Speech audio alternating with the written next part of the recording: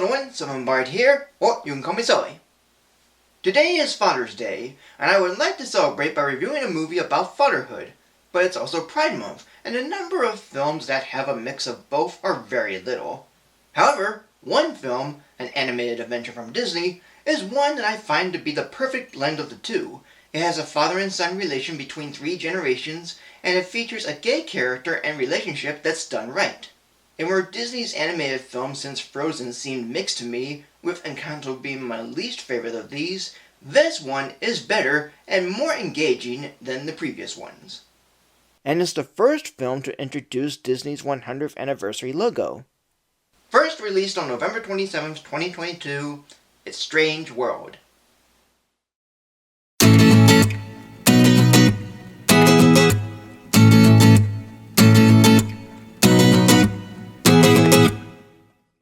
Director Don Hall and co-director Queen Nugent had made a fun and sweet adventure with fun characters, a fun and very interesting story, and cool and colorful animation. In the town of Apollonia, explorers Jaeger Clade and his son Searcher go up the mountains to see what's on the other side. And in traveling with a couple of others, Searcher discovers a glowing plant flowing with energy and suggests to bring him back to Apollonia. Yet Jaeger refuses as he believes his legacy of exploring and conquering the mountains, and he ventures off on his own. 25 years later, Searcher is well known for discovering the plant called Pando, as he farms them at his home, and Pando helps Apollonia thrive with the creation of new technology and electricity for the town. And his teenage son Ethan wants to follow in his father's path, yet he has ambitions of his own and has a crush on a boy named Diego, and feels embarrassed when Searcher invades his boundaries. One night, the president of Apollonia, Callisto Mal, who once explored with Jaeger and Searcher years ago, needs Searcher's help as Pando is dying in some fields, and the source of the problem is located deep underground. Searcher agrees to save Pando to save Apollonia, as he, Callisto, and several crew members journey to the center of the world. Until Searcher's wife Meridian comes looking for Ethan, as he's stowed away onto the ship with his 3-legged dog Legend. The ship is soon attacked by some flying creatures, and crash lands in a giant underground world, full of weird and wild creatures. Yet Searcher and Legend get left behind, eventually coming across Jaeger, who's having a hard time believing Searcher's real, but finds out what he's been missing when Searcher updates him. Ethan tries to find his father, meeting a squishy blue creature he names Splat. Yet Splat's a scout for tentacled creatures called Reapers, that devour what the scouts find. And Splat tries to have the Reapers eat Ethan, but tries to help him after Ethan heals Splat when the creature gets shocked from touching Pando. Soon Ethan, Splat, Searcher, Jaeger, and Legend are being chased by the Reapers and are rescued by Meridian and Callisto. And soon the whole gang, except for the pilot Lonnie Redshirt, continue their venture to save Pando and bring Jaeger to the other side of the mountains.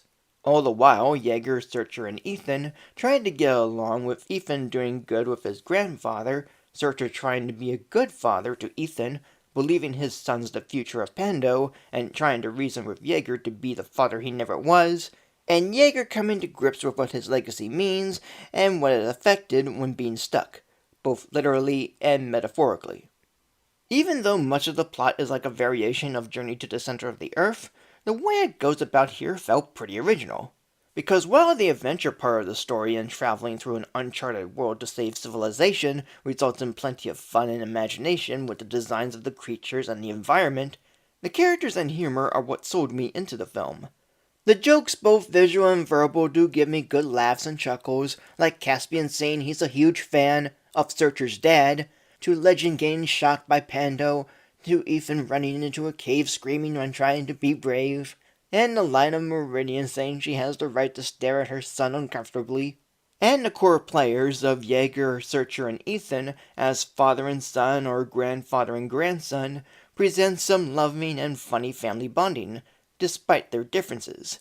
Jaeger continues to be the explorer, Searcher has left his father's footsteps to be a farmer, and Ethan is stuck between them, having more interest in being like his grandfather than his father, yet he has his boundaries, in that he rather saves the world he's witnessing and like a more stable civilization, even if it's only through a game of Primal Outpost, in which its goal is basically that, using the environment to its advantage. And it's even played out in a scene between Yeager, Searcher, and Ethan, as Yeager and Searcher don't even get the gameplay. But one aspect of Ethan that's the most significant is him being Disney's first gay character.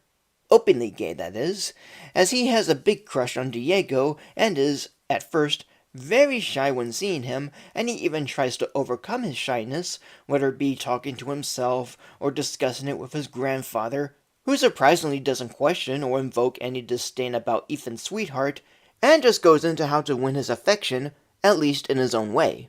And even so, Ethan's parents know about their son's love for Diego, and they don't question it. And I would even believe that Diego knows about it too, despite how brief their interactions are. And if you ask me, I say that this is the best representation of doing a gay character, and this is coming from Disney of all studios, as their previous attempts of LGBTQ representation were pretty mixed, if I didn't carry it away. From Elsa, whose sexuality is so vague that I wouldn't mind if she gets a girlfriend, in fact I encourage it, to LeFou from the Beauty and the Beast remake, who harbors the stereotypes of a gay man, being flamboyant and into other men, to Lando Calrissian, who's established to be pansexual in Solo, a Star Wars story. But it felt kind of forced, as there's nothing from the previous Star Wars films he's in to show that. But here, I think Disney finally nailed it. Ethan didn't need to be flamboyant or feminine to appear gay, he just has to be himself, and much of what he says and does, especially around Diego, felt natural, like any person would when meeting their crush. And the moments between them, as small as they are very sweet and adorable. As for the underground world of this movie, it looks cool and colorful, and, like I said, the creatures and environments look fun and imaginative, though one design looks vaguely familiar to me. But all of this comes to a head with a twist about the world that makes these designs rather clever, if a little obvious. As the world the characters were traveling through and what they've been living on the whole time is a giant turtle, playing into the mythology of the world turtle, or the world being on the back of a turtle. This, in turn, adds purpose to the creatures and environment in ways that make sense, like these red and blue ones acting like the bloodstream, and the burning sea of acid being the stomach, not to mention some subtle implications early on, like saying the glow of Pando is the beating of a heart, and the heart of Pando is literally the heart of this turtle. Plus, there's an interesting variation on the surprise villain Disney like to do, and it's rather interesting in this case, as once Callisto learns about what's really happening, she has the clays locked away, and it's more because she's doing what she believes is right for Apollonia. Kind of like Lady Eboshi in Princess Mononoke. But her beliefs are soon changed when seeing the heart for what it is. And while there's an environmental theme going on, it's not as forced or significant until the big reveal onward.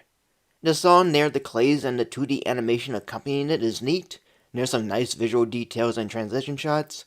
And among the concept art and creature designs during the end credits, one drawing is of the Baxim from the 2011 Winnie the Pooh film, which is a nice little cameo. Now, there are problems I have with this film, but they're very minimal. Like, even before the big twist, some of the creature designs were obvious at times, as well as their actions. And the scene where the Clades and Splat are locked in a closet, they try to have Legend open the door, yet Splat unlocks the door, and Legend opens it, which begs the question, why didn't Splat just open the door itself? Because Legend seems useless as a character other than being a comic relief. But overall, I really like this movie. It does almost everything at its best, from the animation, to the characters, and to the story, all full of imagination, laughs, sweetness, and likability. There are minor issues, but they don't hinder or distract my enjoyment, and I was having a grin on my face from start to finish. And through it all, it's one of, if not the best Disney animated film I've seen in the past 10 years. 3 Rainbows. And that is it. So thank you for joining me, like, comment, subscribe, and until next time, for more of Pride Love.